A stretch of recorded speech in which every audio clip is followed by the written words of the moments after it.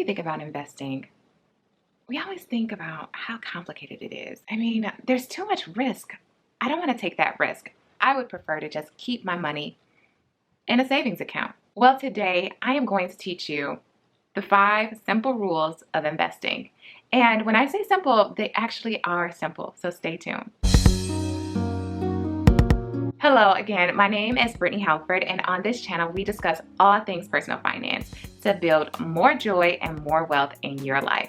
And today we are going to discuss 5 simple rules of investing. Now, the first rule may sound kind of cliche, but investing is kind of like marriage. You want to be committed, and that means you get into it and you stick with it through the good and the bad.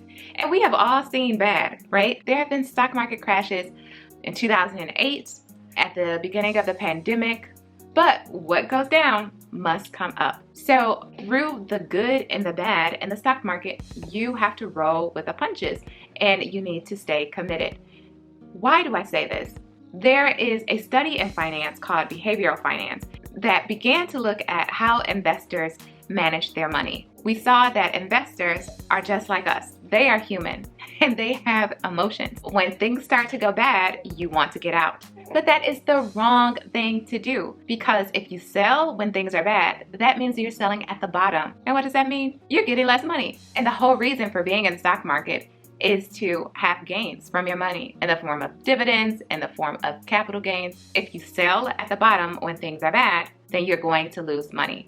And behavioral finance shows that investors can also be emotional with their money and are not immune to the ups and downs, to the media, to the fear when it comes to finance and stocks. But what I'm asking you to do is to put the blinders on, because you don't want to sell at the bottom and you do not want to buy at the top. Be committed to a strategy, stay in it for the long run, so that you can also see the beauty and the returns of compounding.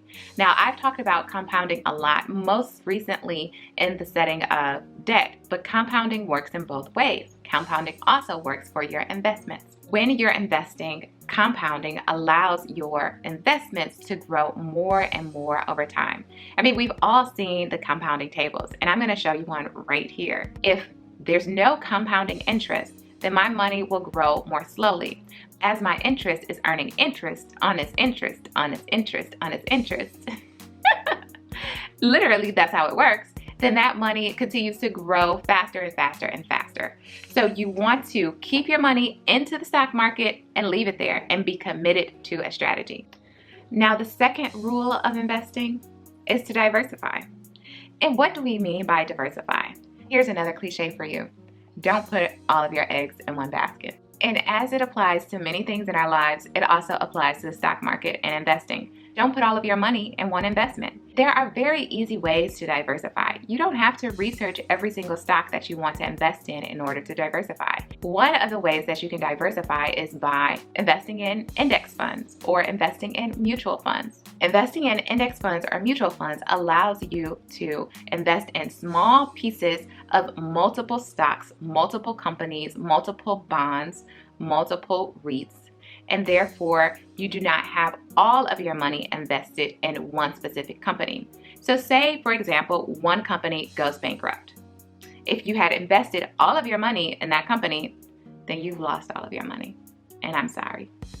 But if you invest your money in multiple companies, as one company does not do well, the other one will do well. And overall, you will see a return on your investment. Historically, the stock market has gone up. So there is some risk, but you minimize that risk by diversifying. Now, there are various ways to diversify. You can put all of your money in the stock market, which means that you are an owner of companies and you own a small piece of those companies in the form of shares. I have a little one here if you guys haven't seen. Or you can diversify via asset class. And that means that you have different assets within your portfolio. So you could have your portfolio of 60% stocks, 30% bonds, and 10% REITs. You could also diversify by investing in various sizes of companies. So you could invest some, say 30% of your portfolio into small cap companies, 20% of your portfolio into mid-cap companies, and the majority of your portfolio into large capital size companies. Each size of the company has its own risk and reward, or risk and return. Another thought is the location. So are you only investing in domestic stocks like US stocks, or are you also investing in foreign stocks? And lastly, you can think about the industry. Are most of your stocks in healthcare or tech? What industry are you actually investing in? The number 2 rule of investing is to diversify. Now, rule number 3 is dollar cost average. And what is dollar cost averaging? Dollar cost averaging allows the cost of shares and your monthly contributions to balance. So for example, we know that the stock market goes up and down and up and down. And as the stock market goes up and down and up and down, shares for companies are also going to go up and down. For example, you may invest $500 a month. For some months, that $500 may buy you 25 shares of a company, or 25 shares of a stock or a mutual fund, index fund, whatever security you're investing in. But some months, it may only purchase 5. And that is because the cost of shares may go up and the cost of shares may go down. You may gain money in the stock market and you may lose money in the stock market.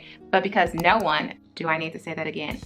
No one, not even your most skilled investor, can time the market, then you just want to get into the market and do it on a consistent basis so that it will average out in the end. And as I said, the market always goes up. But if you try to jump into the market like you jumping in double dutch, does anyone remember jumping double dutch as a child? I haven't done that in so long. If you try to jump into the market at one particular time with all of your money, then you may come in when the market is high and not be able to purchase as many shares. But if you're purchasing consistently and investing consistently over time, then the cost of each share is going to average out over time, and you will also gain. No one can actually time the market. So you don't want to just wait until things are low, meaning shares are low or the market is down, to try to get into the market, because again, no one can time the market. The idea is that you are investing consistently and you are leaving your money there. Also, there's a benefit to dollar cost averaging. It removes the emotion from investing. There is risk.